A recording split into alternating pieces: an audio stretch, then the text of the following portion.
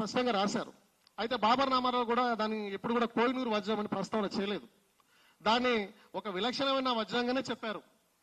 కానీ ఈరోజు దానికి కోహినూర్ అని పేరు పెట్టింది నాదిర్ షా 1739వ సంవత్సరంలో పెట్టాడు. అది కోహినూర్ అంటే ఆయన దానికి అర్థం ఏం చెప్పాడంటే ప్రకాశవంతమైనది లేదంటే వెలుగులు పంచేది అనే అర్థంలో దాన్ని ఒక పేరుని దాన్ని నామకరణం చేయడం జరిగింది. అయితే ఇక్కడ హరిహర వీరమల్ చిత్రంలో ఏం చెప్తాడంటే ఈ కోహినూరు వజ్రాన్ని హరిహర వీరమల్ అనే పాత్ర ఏదైతే పవన్ కళ్యాణ్ పాత్ర ఉందో దాన్ని తీసుకొచ్చే ప్రయత్నం నేను చేస్తానని చెప్తాడు. ఇది ఏ రకంగా చరిత్రలో ఇది అంటే ఇమిడే అంశం, దీనికి చరిత్రకి ఏం సంబంధం ఉంది? కోహినూరు వజ్రానికి హరిహర బుక్కరాయలకి చార్మినార్కి ఔరంగజేబుకి ఏం సంబంధం ఉందనేసి మేము అడుగుతున్నాం. కాబట్టి ఇన్ని ఆధారాలతో మేము చూపిస్తున్నాం. ఇక చివరిగా మేము ఏం చెప్పాలనుకున్నామంటే ఈరోజు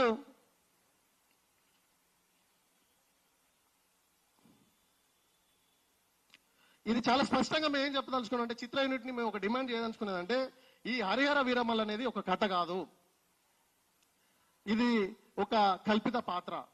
లేదు ఇది కథనే అయితే మరి ఆ కథ ఎవరిది, ఆ చరిత్ర ఎవరిదో మీరు చెప్పాల్సిన అవసరం ఉంది. ఇది మేము ముమ్మాటికి యావత్ బహుజన సమాజం తరపున, బీసీ సమాజం తరపున, బడుగు బలహీన అణగార వర్గాల తరపున మేము చెప్తున్నాం, గొంతెత్తి చెప్తున్నాం, నొక్కి చెప్తున్నాం. ఇది ముమ్మాటికి మా ప్రజావీరుడు పండుగ సాయన చరిత్ర నేను చెప్తున్నాం. కాదని మీరు నిరూపించే ప్రయత్నం జరగాల్సిన అవసరం ఉంది. కాబట్టి ఖచ్చితంగా మీరు చెప్పాల్సిన అవసరం ఉంది. ఇక ఈరోజు మా తెలంగాణ సమాజంలో ఈ తెలంగాణ గురించి కావచ్చు, ఈ తెలుగుదేశంలోని జానపద వీరుల గురించి కావచ్చు, మనకు థియోడర్ బెన్ఫే అనే ఒక జర్మన్ ఒక పండితుడు, భాషావేత్త, ఒక చరిత్రకారుడు, ఈయన 1809 నుంచి 1881 సంవత్సరంలో ఈయన పరిశోధన అంటే బతికిన కాలం ఈయన పెద్ద ఎత్తున భాషల మీద, సంస్కృతుల మీద, సాంప్రదాయాల మీద, జానపద సాహిత్యం మీద పెద్ద ఎత్తున పరిశోధనలు చేశాడు. ఈయన భారత మూల సిద్ధాంతం అనేది ఒకటి ప్రతిపాదించాడు. ఆయన ఏం చెప్తాడంటే ప్రపంచంలో ఉన్న జానపద కథలన్నిటికీ పుట్టినిల్లు భారతదేశమే.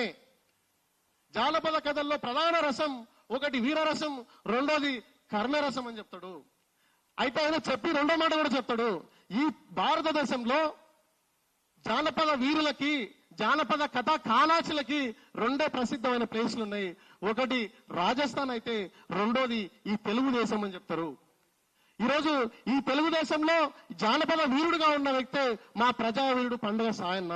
ఈరోజు మేము ఏం చెప్పదలుచుకున్నామంటే మీరు ప్రజావీరుడు పండుగ సాయన ఒక జానపద వీరుడు, ప్రజానాయకుడు, ప్రజల్లో తిరిగే నాయకుడిని ఈరోజు మీరు చరిత్రను వక్రీకరిస్తే భవిష్యత్తులో మాలాంటి వాళ్ళు నిజమైన చరిత్రను భవిష్యత్ తరాలకు చెప్పడానికి కావచ్చు, లేదంటే మా నాయకుల చరిత్రను మేము చరిత్రలో పెట్టడానికి కావచ్చు, లేదంటే రేపు మేము ఆర్థికంగా స్థిరపడ్డప్పుడు మా నాయకుడి చరిత్రను తీయాల్సి వచ్చినప్పుడు మరి మేము కల్పిత కథని అందించిన వాళ్ళు అవుతాం.